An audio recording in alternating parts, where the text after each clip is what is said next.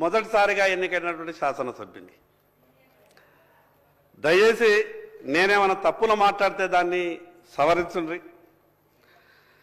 మీ ద్వారా ప్రభుత్వానికి ఒక విషయం చెప్పదలుచుకున్నాం.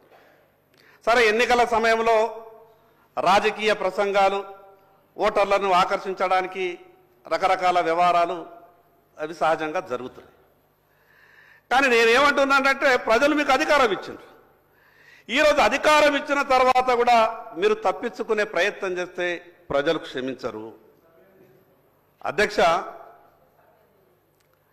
ఎంత అన్యాయం ఉన్నదంటే మీకు చెప్తా. 2014 కన్నా ముందు మేము అనుకుంటుంటే ఈ సమైక్య ఆంధ్రప్రదేశ్లో బీసీలకు అన్యాయం జరుగుతున్నది, మన రాష్ట్రం మనకొస్తే అన్ని రకాలుగా న్యాయం జరుగుతుందని బాగా ఆశపడ్డాం అధ్యక్ష. ఆశపడడమే కాదు అధ్యక్ష, తెలంగాణ ఉద్యమంలో ముందు వరుసలో ఉండి పోరాటం చేసింది బీసీ బిడ్డల అధ్యక్ష. ఇది నేనేదో మాట వరుసకు చెప్తున్నది కాదు. ఆత్మహత్యలు చేసుకున్నది బీసీ బిడ్డలు, తెలంగాణలో ముందుండి పోరాటం చేసింది బీసీ బిడ్డలు, ఉద్యోగాల్ని పణంగా పెట్టింది బీసీ బిడ్డలు. కానీ తెలంగాణ రాష్ట్రం వచ్చిన తర్వాత 2014లో ఇక అనుకున్నాం, మా దశ తిరిగింది, మాకంతా కూడా బాగా జరుగుతాయని అనుకున్నాం. కానీ అధ్యక్ష, మిత్రులు వాళ్ళైనా వీళ్ళైనా మా పట్ల మేము ఏం పాపం చేసినామో ఏమో అధ్యక్ష మా బాధ. 2014లో ఈ తెలంగాణ రాష్ట్రం వచ్చిన తర్వాత ఎంబీసీ అనే కార్పొరేషన్ ఏర్పాటైంది అధ్యక్ష. Most backward class. ఇక మా సోదరులు వాళ్ళు కూడా అనుకోరు ఏంటంటే, బీసీలలో ఇంకా మేము వెనకబడి ఉన్నాం కాబట్టి మన తెలంగాణ మనకు వచ్చింది, ఎంబీసీ అనే కార్పొరేషన్ ఏర్పాటయింది, దానికి సంవత్సరానికి 1000 కోట్లు. మీరు హైదరాబాద్కి వస్తే కుల సంఘాలకు మీకు బిల్డింగులు ఇస్తాం, మీ భవిష్యత్తు బాగుంటుంది, మీ పిల్లలు హైదరాబాద్ చూడరా, ఎప్పటిదాకా జిల్లాలో ఉంటారంటే మేమంతా ఉరికురికి ఈ హైదరాబాద్కి వచ్చినాం అధ్యక్ష. హైదరాబాద్కి వచ్చే మీదే సంఘం, మీదే కుల సంఘం, ఇక మీకు 5 ఎకరాలు, ఇక మీకు 3 ఎకరాలు, ఇక మీకు 4 ఎకరాలు. ఇక మేము సంతోషపడ్డాం, జిల్లా హెడ్క్వార్టర్లోనే మాకు కుల సంఘాలు లేవు, ఇక హైదరాబాద్లో ఇచ్చారు, ఇక అయిపోయింది, మా బతుకులన్నీ బాగా అయిపోయినాయని ఇక మేము జిల్లాలకు పోయినాం. మా నాయకులంతా కూడా ప్రచారం చేసిండ్రు, అయిపోయినాయి మన బతుకులన్నీ మారిపోయినాయి, హైదరాబాద్లో మనకు పెద్ద పెద్ద సంఘ భవనం వచ్చిందని. అవి ఏడిస్తారు అధ్యక్ష, మాకు తెలుసా? మాకిచ్చేటి హైదరాబాద్కు 60 కిలోమీటర్ల దూరంలో, 60 కిలోమీటర్లు 70 కిలోమీటర్ల దూరంలో. కానీ మిగతా వాళ్ళకు అభివృద్ధి, ఈ రాష్ట్రానికి ముఖ్యమంత్రులు అయిన వాళ్ళకు, ఈ తెలంగాణ రాష్ట్రాన్ని పరిపాలించిన వాళ్ళకు, భారతదేశ రాజకీయాల్ని ప్రభావితం చేసేటోళ్లకు, వాళ్ళకు హైదరాబాద్లో బంజారా హిల్స్కు దగ్గరిస్తారు అధ్యక్ష. ఇది వివక్ష కాదు అధ్యక్ష? ఆ పార్టీ అయినా ఈ పార్టీ అయినా బీసీల గురించి ఏం ఆలోచిస్తున్నారు అధ్యక్ష? మరి ఎన్ని సంవత్సరాలు ఈ రకమైనటువంటి పరిస్థితులే ఉంటే కేవలం ఎన్నికల సమయంలో మాట్లాడతాం, మిగతా సమయంలో ఈ రకమైనటువంటి దారులు ఎన్నుకుంటామంటే మేము ఏ రోజు బాగుపడాలి అధ్యక్ష?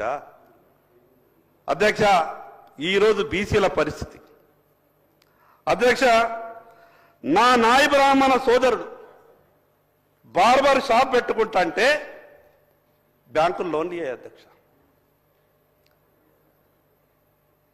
నా రజక సోదరుడు ల్యాండ్రీ దుకాణం పెట్టుకుంటామంటే బ్యాంకులు లోన్లు ఇయ్యాయి అధ్యక్ష. కానీ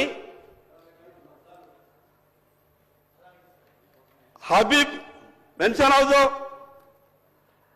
లేదా మిగతా ఇంగ్లీష్ పేరు పెట్టుకొని డ్రై క్లీన్ షాప్ అంటే దానికి లోన్లు ఇస్తారు అధ్యక్ష. నేనేమంటున్నానంటే, ఒక పక్క కుల వృత్తులను ఆదుకునే విధంగా ప్రభుత్వాలు చర్యలు తీసుకుంటాయి, మేము మీకు అండగా ఉంటాం, మీ అధైర్యపడద్దు, బీసీ కుల వృత్తులని ఆదుకునే బాధ్యత మాది అని గత ప్రభుత్వం మాట్లాడింది, ఈ ప్రభుత్వం కూడా మాట్లాడుతున్నది. మేము ఏమనుకుంటామంటే అధ్యక్ష, మేమంతా కూడా కుల వృత్తుల మీద ఆధారపడ్డటువంటి మా బీసీ కుల సోదరులు అసలైతే కుట్ర దాంట్లోనే దాగిన అధ్యక్ష. ఎప్పుడైతే కుల వృత్తులను ఆదుకుంటామని గొప్పగా చెప్పేటటువంటి ప్రయత్నం చేస్తున్నారో దాంట్లోనే అసలు కుట్ర ఉన్నది. 100 సంవత్సరాల నుండి మేము కుల వృత్తుల మీద ఆధారపడుతున్నాం.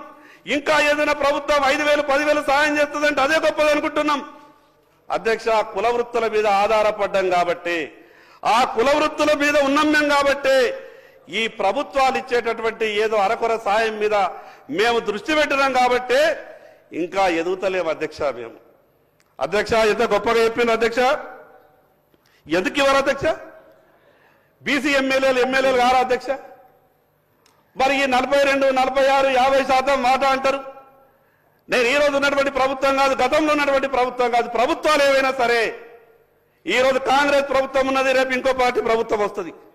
ప్రభుత్వాలు ఏవైనా సరే ఈ శాసనసభలో మాట్లాడినటువంటి ప్రతి మాటకు విలువ ఉండాలా, ఈ శాసనసభలో చేసినటువంటి ప్రతి తీర్మానానికి ఒక విలువ ఉండాలా. కానీ ప్రభుత్వాలు ఏం ఆలోచిస్తున్నాయి అధ్యక్ష? తీర్మానం చేసి మేము చేతులు దులుపుకుంటామనే పరిస్థితికి ప్రభుత్వాలు ఆలోచిస్తున్నాయి. కానీ ఇది ఎట్లా సాధ్యమవుతుంది అధ్యక్ష? ఎవరు మమ్మల్ని కాపాడాలా? ఇక్కడ ఉన్నటువంటి ఈ ప్రభుత్వమే కదా, ఇచ్చిన మాట నిలబెట్టుకోవాల్సింది మీరే కదా. ఇంకో పక్క అధ్యక్ష, నేను ఈ మాట అంటే అక్బరుద్దీన్ గారు ఎక్కడ లేస్తారో అని భయం పడుతున్నది. अकबर भाई को मैं पहले बोल दूं, भाई अब थोड़ा सा सुनिए, मैं जो बोल रहा हूं ये लगा दिए पंचायत. पहले हम परेशान हैं. ముందేమన్నారు అధ్యక్ష?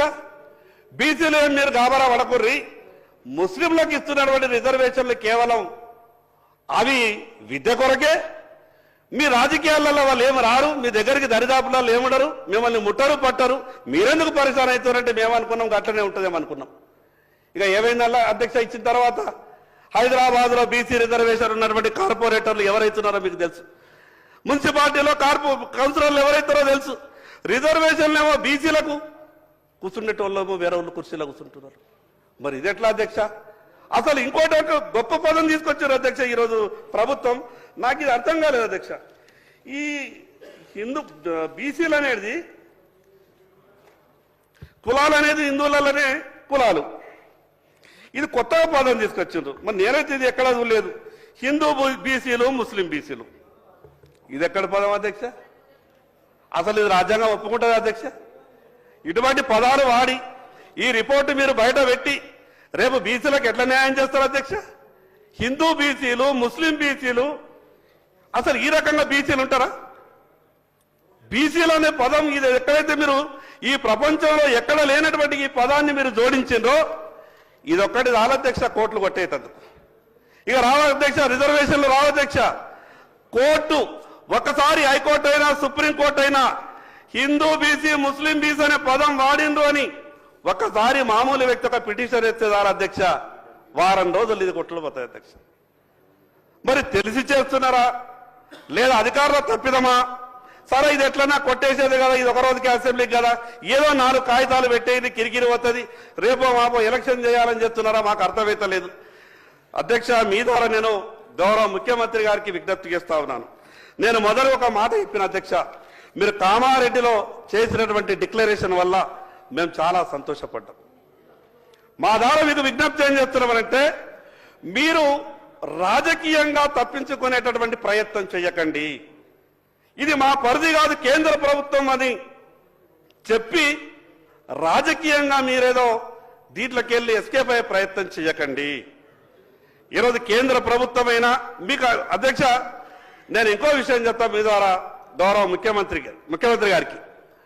ముఖ్యమంత్రి గారికి ఎంత అపారమైనటువంటి అనుభవం అంటే, ఈ భారతదేశంలో ఉన్నటువంటి ఏ కోర్టులు ఏ కేసులు కొట్టేసిర్రో లేదా ఉన్నటువంటి లొసుగులన్నీ మీద పూర్తిగా అవగాహన ఉన్నది అధ్యక్ష. 42% స్థానిక సంస్థల్లో ఇస్తామని అన్నప్పుడు ఈ ఉన్న ఇబ్బందులన్నీ కూడా మీకు తెలుసు. ఈ ఇబ్బందులు ఉన్నాయని తెలిసిన తర్వాత ఈ 14 నెలలలో మీరు చేయాల్సినటువంటి కార్యక్రమాలు చేయలేదు అధ్యక్ష. మీరు చేయాల్సినటువంటి కార్యక్రమాలు చేయని కారణంగా ఈరోజు స్థానిక సంస్థల పీరియడ్ అయిపోయింది, రేపో మాపో ఎన్నికలు. మీరు హడావిడి పడి ఈ రకమైనటువంటి తప్పుడు తడకలతోని నివేదిక తయారు చేస్తే దీన్ని కోర్టులు కొట్టేస్తాయి అధ్యక్ష. ఇంకోటి అధ్యక్ష, ముఖ్యమంత్రి గారు ఒక మాట చెప్పారు, మేము ఇల్లుకి స్టిక్కర్లు అంటేసారు అధ్యక్ష, మా ఇంటికి 2 అంటేసారు.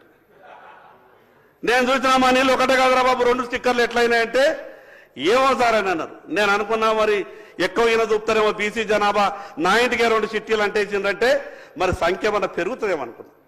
కానీ ప్రభుత్వం పెట్టేటువంటి ఈ నివేదిక చూస్తే ఏమైంది అధ్యక్ష?